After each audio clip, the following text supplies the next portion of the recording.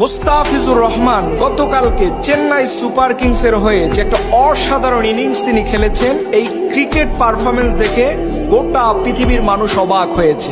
কিন্তু এই মুস্তাফিজুর রহমান গোটা পৃথিবীর মানুষের সামনে এই ক্রিকেট খেলার মধ্য দিয়ে তিনি আল্লাহ তাআলার একটা বিধানকে তুলে ধরেছেন। সে বলছেন যে আমার জার্সির মধ্যে কোনো মদের ব্র্যান্ডিং করা যাবে না, কারণ মদের ব্র্যান্ডিং করা, মদের বিজ্ঞাপন দেয়া, মদের প্রচার করা এটা আল্লাহ তাআলা হারাম ঘোষণা করেছেন। তিনি চেন্নাই সুপার কিংসের এসএনজি অ্যালকোহল গ্রুপের সেই ব্র্যান্ডকে জানিয়ে দিয়েছেন যে সবার জার্সির মধ্যে তোমাদের এই বিজ্ঞাপন দিতে পারলেও আমার গায়ে জার্সির মধ্যে এটা দেওয়া যাবে না। আমি চিন্তা করলাম যে একজন মানুষ কতটা নীতি নৈতিকতা, কতটা আল্লাহর প্রতি ভয় থাকলে পরে এরকম হাজার হাজার কোটি কোটি টাকার যে আইপিএল লিগ হয়, আইপিএল প্রিমিয়ার লিগের যে কোটি কোটি টাকার ব্র্যান্ডিং হয়, অথচ এখানে মানুষের স্বপ্ন থাকে জীবনে যদি একবার ক্রিকেট খেলতে পারে।